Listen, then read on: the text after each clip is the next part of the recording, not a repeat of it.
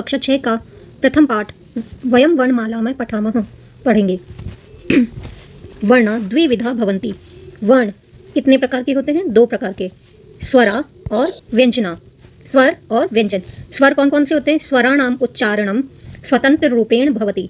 और स्वर किस प्रकार के होते हैं उसके बारे में जानते हैं। स्वर वो होते हैं जिनका स्वतंत्र रूप से उच्चारण किया जा सके। और स्वरों में भी स्वर को हम मुख्य रूप से 2 भागों में बांटते हैं। देखो, स्वरा द्विविधा संति। द्विविधा यानी 2 प्रकार। संति है 2 प्रकार के होते हैं, समान अक्षराणि संध्य अक्षराणि च। जो समान रूप से प्रतीत होते हैं वो अक्षर, और संधि रूपाणी जो संधि के रूप में हमें मिलते हैं, मतलब संधि करके जिन शब्दों का बनते हैं वो संध्या अक्षराणी कहलाते हैं। और जो समान होते हैं, जो एक से दूसरे में समान होते हैं, वो समान अक्षर कहलाते हैं।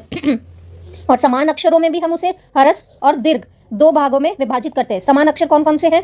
अ, आ, ई, उ, री और री का दीर्घ नहीं होता है। तो इस प्रकार से हम इनको गिनेंगे तो जो समान अक्षर हैं उनकी संख्या कितनी हो गई?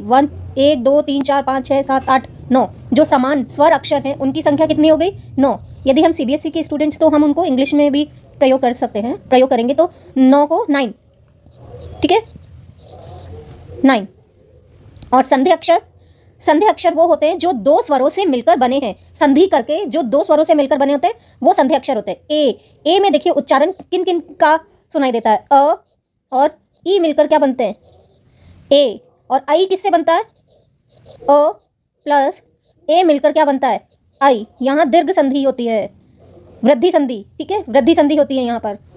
अ प्लस उ मिलकर क्या होता है? ओ।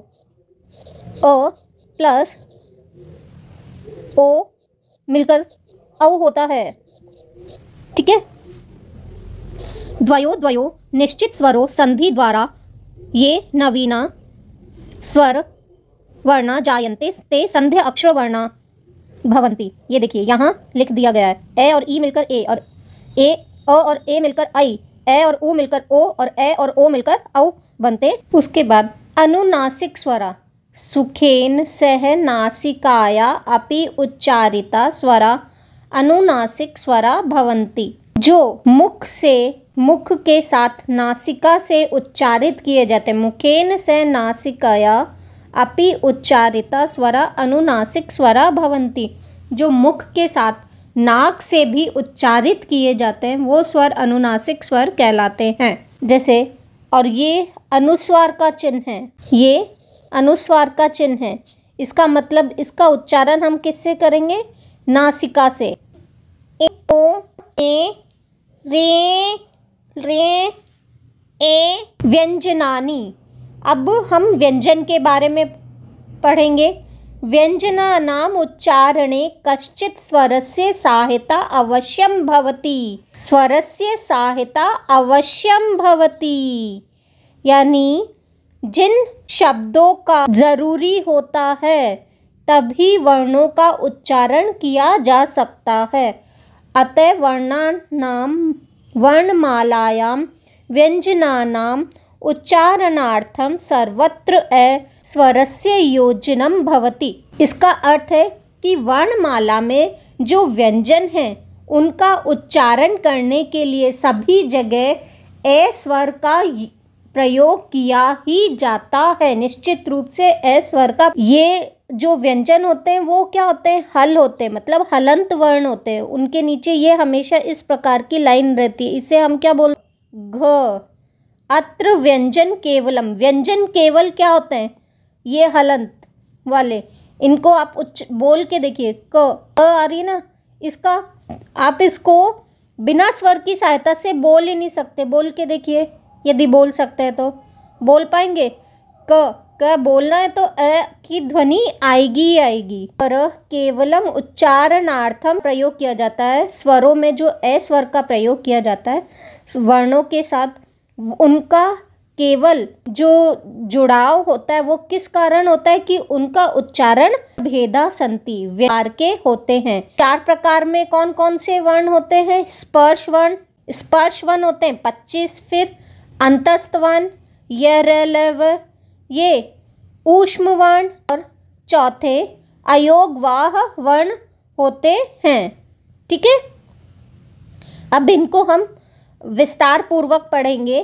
क वर्ग में क अब इन सब में का प्रयोग किया गया है, तभी ये पूर्ण लिखे गए हैं। और यदि हम इनको हलंत कर देंगे तो ये व्यंजन हो जाते हैं, और नहीं तो ये संयुक्त वर्ण नहीं, मतलब इनका उच्चारण के लिए अ का प्रयोग किया जाता है। क ख घ न च छ झ त थ द ध न प फ भ म। व्यंजन वर्णा स्वकीय उच्चारण स्थान अनुसारेण पंचषु वर्गेषु विभक्ता भवन्ति।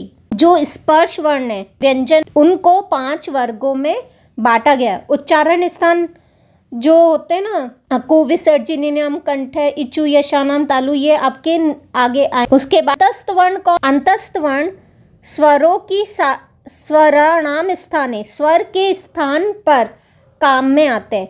अंतस्थ वर्ण कौन से होते हैं? जो स्वर के, कभी संधि जब हम करते हैं तो वो स्वर के स्थान पर काम में आते हैं। अतः ये क्या होते हैं? आधे होते हैं, ये कभी पूर्ण नहीं आते हैं। तो ये कौन कौन से? य र ल व। अब जैसे ई के स्थान पर जब हम संधि करते हैं तो ई के स्थान पर यह का प्रयोग किया गया है। स्वर पूर्ण होता है, लेकिन जब ये आएंगे तो व्यंजन हमेशा आधे होते हैं, तो ये आधे आते हैं। इनको पूर्ण करने के लिए फिर इनमें अ सम्मिलित किया जाता है। ठीक है, तो अंतस्थ वर्ण य र ल व। ऊष्म वर्ण श क्ष स है, श क्ष स है।